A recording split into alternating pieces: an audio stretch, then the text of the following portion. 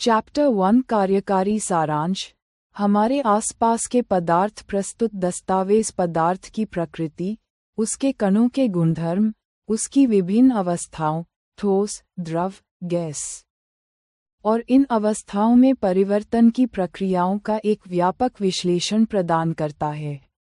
मुख्य निष्कर्ष ये है कि पदार्थ अत्यंत सूक्ष्म, निरंतर गतिशील कणों से बना है, जिनके बीच रिक्त स्थान और पारस्परिक आकर्षण बल होता है। कणों के इन अभिलाक्षणिक गुणों में भिन्नता के कारण ही पदार्थ की ठोस, द्रव और गैस अवस्थाएं उत्पन्न होती हैं।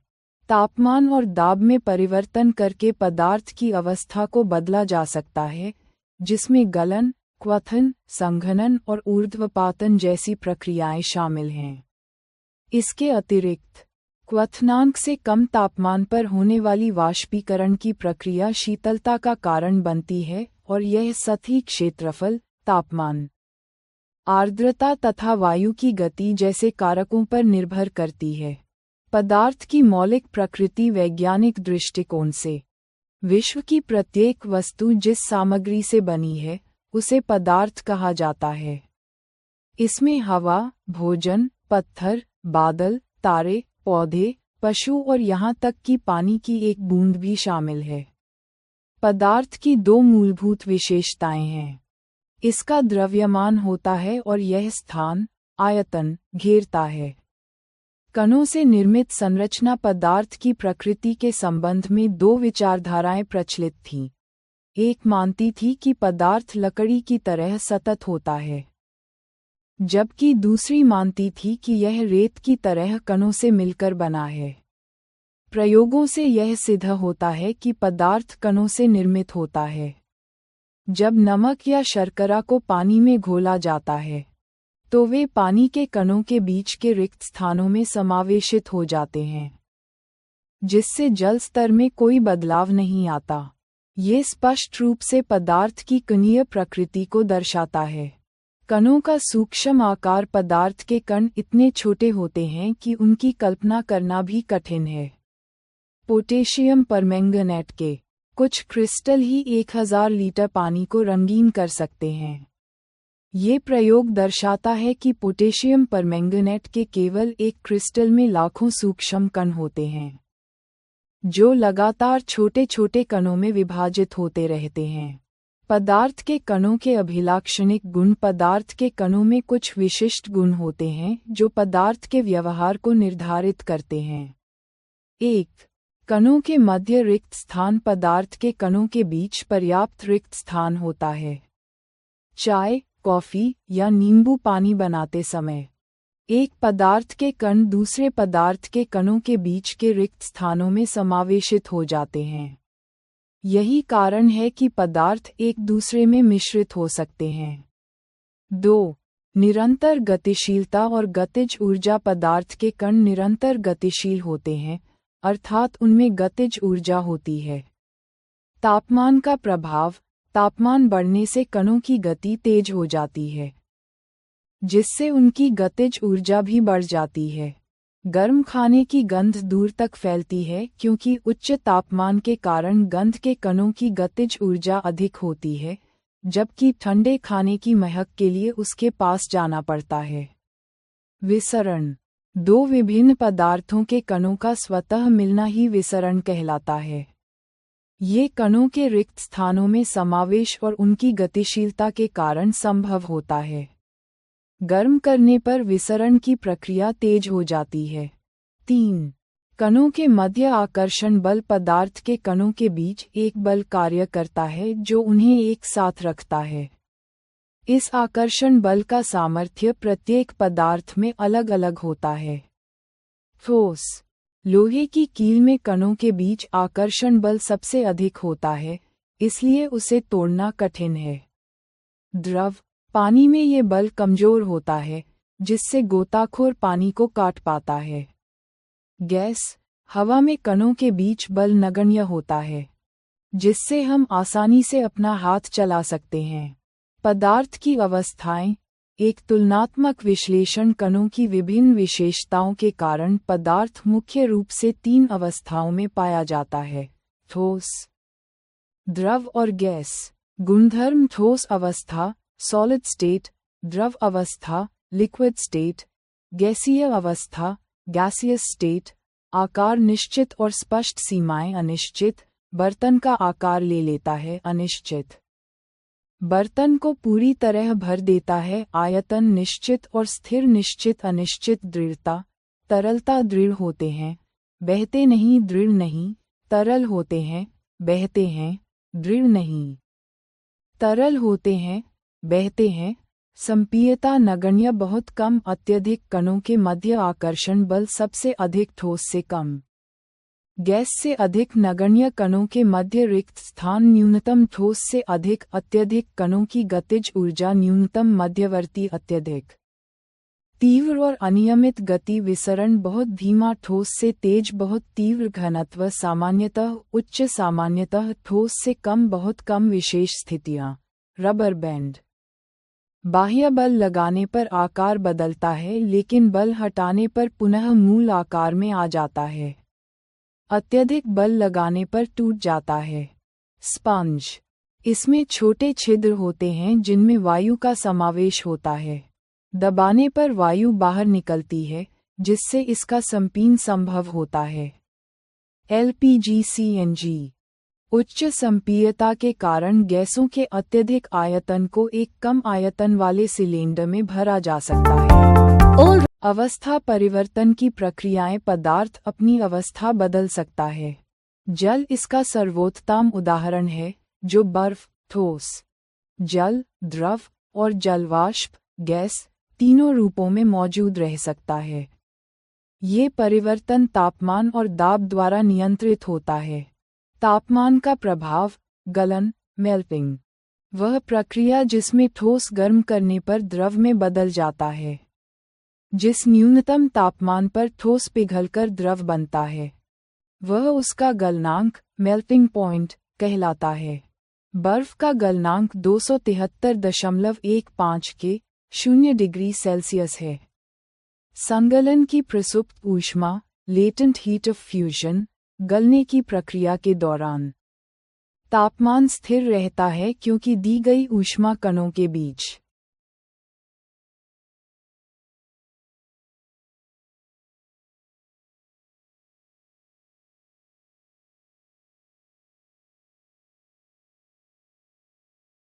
के आकर्षण बल को तोड़ने में खर्च होती है।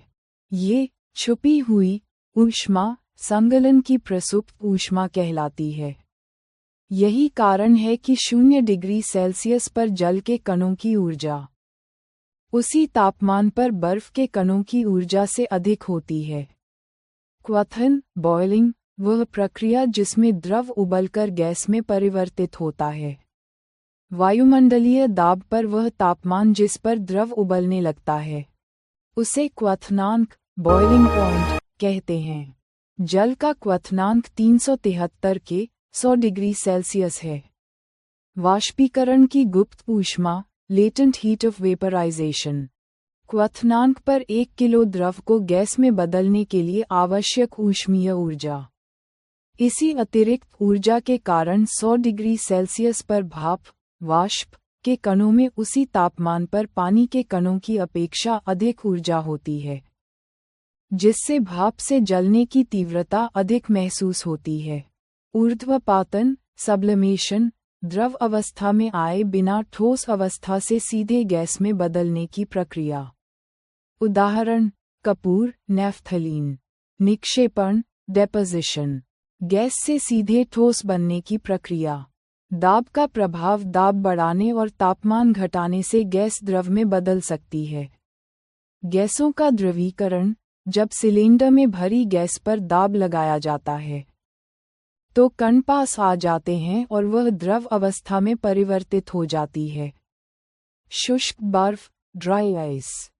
ठोस कार्बन डाइऑक्साइड CO2 को उच्च दाब पर संग्रहीत किया जाता है। जब वायुमंडलीय दाब एक एटमॉस्फेयर तक कम किया जाता है, तो ये द्रव अवस्था में आए बिना सीधे गैस में परिवर्तित हो जाती है। वाष्पीकरण: एक सतही परिघटना क्वथनांक से कम तापमान पर द्रव के वाष्प में परिवर्तित होने की प्रक्रिया को वाष्पीकरण कहते हैं। यह एक सतही प्रक्रिया है। वाष्पीकरण को प्रभावित करने वाले कारक वाष्पीकरण की दर निम्नलिखित कारकों के साथ बढ़ती है। 1. सतह का क्षेत्रफल बढ़ने पर सतह बढ़ने से वाष्पीकरण की दर बढ़ जाती है। इसीलिए कपड़े सुखाने के लिए उन्हें फैलाया जाता है। 2. तापमान में वृद्धि। तापमान बढ़ने पर अधिक कणों को पर्याप्त गतिज ऊर्जा मिलती है, जिससे वे वाष्पीकृत हो जाते हैं। 3. आर्द्रता में कमी। वायु में जलवाष्प की मात्रा को आर्द्रता कहते हैं। यदि वायु में आर्द्रता अधिक है, तो वाष्पीकरण की दर घट जाएगी। 4. वायु की गति में वृद्धि। तेज वायु अपने साथ जलवाष्प के कणों को उड़ा ले जाती है, जिससे आसपास जलवाष्प की मात्रा घट जाती है और वाष्पीकरण तेज हो जाता है। वाष्पीकरण द्वारा शीतलता। वाष्पीकरण के दौरान द्रव के कण अपने आसपास से ऊर्जा अवशोषित करते हैं ताकि वाष्पीकरण में कम हुई ऊर्जा की पुनः प्राप्ति हो सके। इस ऊर्जा के अवशोषण के कारण आसपास का वातावरण शीतल हो जाता है। उदाहरण: एसीटोन। हथेली पर एसीटोन डालने पर यह हथेली से ऊर्जा लेकर वाष्पीकृत हो जाता है, जिससे हथेली पर शीतलता महसूस होती है। सूती कपड़े। गर्मियों में हमें सूती कपड़े पहनने चाहिए क्योंकि वे पसीने को अच्छी तरह अवशोषित करते हैं और उसका आसानी से वाष्पीकरण कर देते हैं, जिससे शरीर शीतल रहता है। मिट्टी का घड़ा। घड़े में छोटे छोटे छिद्र होते हैं जिनसे पानी रिसता रहता है और वाष्पीकृत होता है। इस प्रक्रिया के लिए आवश्यक ऊष्मा घड़े के अंदर के पानी से ली जाती है, जिससे पानी ठंडा हो जाता है। बर्फीले गिलास की सतह। बर्फीले पानी से भरे गिलास की बाहरी सतह पर पानी की बूंदें दिखाई देती हैं, क्योंकि हवा में मौजूद जलवाष्प ठंडी सतह के संपर्क में आकर संघनित होकर द्रव अवस्था में बदल जाती है। पदार्थ का स्वरूप और वर्गीकरण। Nature and classification of matter. Q1। पदार्थ, मैटर, किसे कहते हैं? ए. हमारे चारों ओर की सभी वस्तुएं जिनका आकार, आकृति और बनावट अलग अलग होता है, पदार्थ कहलाती हैं। वैज्ञानिक भाषा में, प्रत्येक वह वस्तु जिसका द्रव्यमान, मास, होता है और जो कुछ स्थान, आयतन, घेरती है, पदार्थ है। उदाहरणों में हवा, भोजन, पत्थर, बादल, तारे, पौधे, यहाँ तक कि पानी की एक बूंद या रेत का एक कण भी शामिल है। Q2। प्राचीन भारतीय दार्शनिकों ने पदार्थ को कैसे वर्गीकृत किया था? ए. भारत के प्राचीन दार्शनिकों ने पदार्थ को 5 मूल तत्वों में वर्गीकृत किया, जिसे पंचतत्व कहा गया। ये पंचतत्व हैं: वायु, पृथ्वी, अग्नि, जल और आकाश। उनके अनुसार सभी वस्तुएं, चाहे सजीव हों या निर्जीव, इन्हीं पंचतत्वों से बनी हैं। Q3। आधुनिक वैज्ञानिक पदार्थ को कैसे वर्गीकृत करते हैं? ए. आधुनिक वैज्ञानिकों ने पदार्थ को भौतिक गुणधर्म, फिजिकल प्रॉपर्टीज, एवं रासायनिक प्रकृति, केमिकल नेचर, के आधार पर 2 प्रकार से वर्गीकृत किया है। पदार्थ के कणों के अभिलक्षण, characteristics of matter particles. Q4। पदार्थ के भौतिक स्वरूप के संबंध में क्या निर्णय लिया गया है? ए. यह विचार स्वीकारा गया है कि सभी पदार्थ कणों से बने होते हैं। पदार्थ के कण बहुत छोटे होते हैं, इतने छोटे कि हम कल्पना भी नहीं कर सकते। पोटेशियम परमैंगनेट के बहुत थोड़े से क्रिस्टलों से पानी की बहुत अधिक मात्रा, 1000 L, भी रंगीन हो जाती है, जो दर्शाता है कि एक क्रिस्टल में कई सूक्ष्म कण होते हैं जो छोटे छोटे कणों में विभाजित होते रहते हैं। Q5। पदार्थ के कणों की मुख्य विशेषताएं, अभिलाक्षणिक गुण, क्या हैं? ए. पदार्थ के कणों की 4 मुख्य विशेषताएं हैं।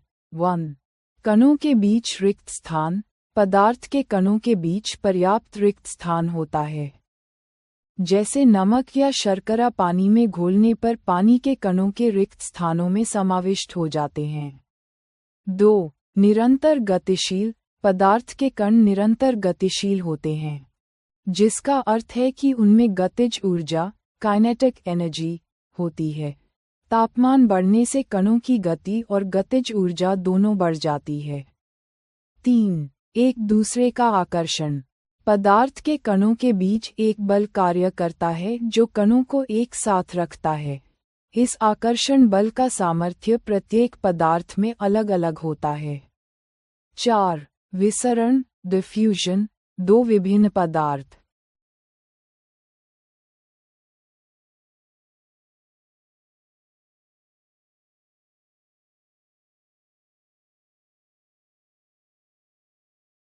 O के कणों का स्वतः अपने आप एक दूसरे के साथ अंतः मिश्रित हो जाना विसरण कहलाता है। ये कणों के रिक्त स्थानों में समावेश के कारण होता है। गर्म करने पर विसरण तेज हो जाता है। पदार्थ की अवस्थाएं, स्टेट्स ऑफ मैटर। Q6 पदार्थ सामान्यतः कितनी अवस्थाओं में पाया जाता है? A. पदार्थ सामान्यतः अपनी 3 अवस्थाओं में होता है, ठोस, द्रव और गैस। Q7 ठोस अवस्था की मुख्य विशेषताएं क्या हैं? A. ठोस में एक निश्चित आकार, स्पष्ट सीमाएं तथा स्थिर आयतन होता है। उनमें नगण्य संपीयता, कंप्रेसिबिलिटी होती है और वे दृढ़, रिजिड होते हैं। बाहरी बल लगाने पर भी ठोस अपने आकार को बनाए रखते हैं, हालांकि अत्यधिक बल लगाने पर वे टूट सकते हैं। Q8 द्रव अवस्था की मुख्य विशेषताएं क्या हैं? A. द्रव का आयतन निश्चित होता है, लेकिन आकार निश्चित नहीं होता। जिस बर्तन में इन्हें रखा जाता है, ये उसी का आकार ले लेते हैं। द्रवों में बहाव होता है, इसलिए वे दृढ़ नहीं, बल्कि तरल, फ्लूइड, होते हैं। द्रवों में ठोस, द्रव और गैस तीनों का विसरण, डिफ्यूजन, संभव है, और द्रवों में विसरण की दर ठोसों की अपेक्षा अधिक होती है। Q9 गैसीय अवस्था की मुख्य विशेषताएं क्या हैं? A. गैसों की संपीयता, कंप्रेशन, काफी अधिक होती है, जो उन्हें LPG और CNG जैसे सिलेंडरों में अत्यधिक आयतन में भरने की अनुमति देती है। गैसीय अवस्था में कणों की गति अनियमित और अत्यधिक तीव्र होती है। इस अनियमित गति के कारण कण आपस में और बर्तन की दीवारों से टकराते हैं। बर्तन की दीवार पर कणों द्वारा प्रति इकाई क्षेत्र पर लगाए गए बल के कारण गैस का दबाव बनता है। अवस्था परिवर्तन, चेंज ऑफ स्टेट। Q10 पदार्थ की अवस्थाओं को कैसे बदला जा सकता है? A. पदार्थ की अवस्थाओं को ताप, टेम्परेचर, और दाब, प्रेशर, में परिवर्तन करके बदला जा सकता है। Q11 गलनांक, मेल्टिंग पॉइंट, क्या है? A. वह न्यूनतम तापमान जिस पर कोई ठोस पिघलकर द्रव बन जाता है, उसका गलनांक कहलाता है। ये कणों के बीच के आकर्षण बल के सामर्थ्य को दर्शाता है। Q12 संघलन की प्रसुप्त ऊष्मा, लेटेंट हीट ऑफ फ्यूजन, क्या है? A. संघलन की प्रसुप्त ऊष्मा वह ऊष्मीय ऊर्जा है जो वायुमंडलीय दाब पर 1 किलोग्राम ठोस को उसके गलनांक पर द्रव में बदलने के लिए आवश्यक होती है, जबकि तापमान स्थिर रहता है। Q13 क्वथनांक, बॉइलिंग पॉइंट, क्या है? A. वायुमंडलीय दाब पर वह तापमान जिस पर द्रव उबलने लगता है और गैस में बदलना शुरू हो जाता है, उसे क्वथनांक कहते हैं। क्वथनांक एक समष्टि गुण, बल्क प्रॉपर्टी, है। Q14 वाष्पीकरण की गुप्त ऊष्मा, लेटेंट हीट ऑफ वेपराइजेशन, क्या है? A. वाष्पीकरण की गुप्त ऊष्मा ताप की वह मात्रा है जो वायुमंडलीय दाब और द्रव के क्वथनांक पर 1 किलोग्राम द्रव को गैसीय अवस्था में परिवर्तन करने हेतु प्रयोग होती है। इसी अतिरिक्त ऊष्मा को अवशोषित करने के कारण 373 के 100 डिग्री सेल्सियस पर भाप वाष्प के कणों में उसी तापमान पर पानी के कणों की अपेक्षा अधिक ऊर्जा होती है। Q15 ऊर्ध्वपातन सब्लिमेशन और निक्षेपण डेपोजिशन किसे कहते हैं? ए.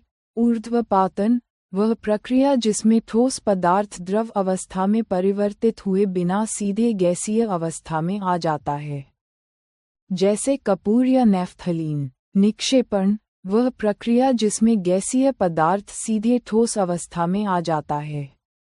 Q16 दाब परिवर्तन का गैसीय अवस्था पर क्या प्रभाव पड़ता है? ए. दाब के बढ़ने और तापमान घटने से गैस द्रव में बदल सकती है।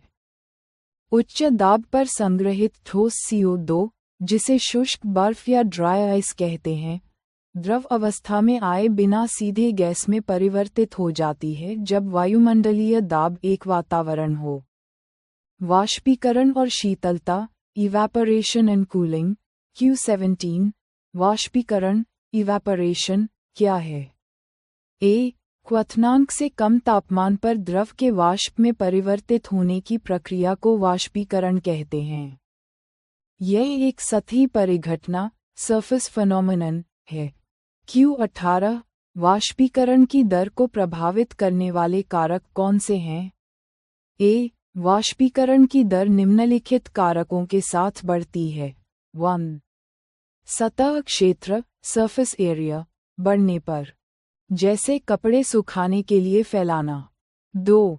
तापमान टेम्परेचर में वृद्धि, तापमान बढ़ने पर अधिक कणों को पर्याप्त गतिज ऊर्जा मिलती है।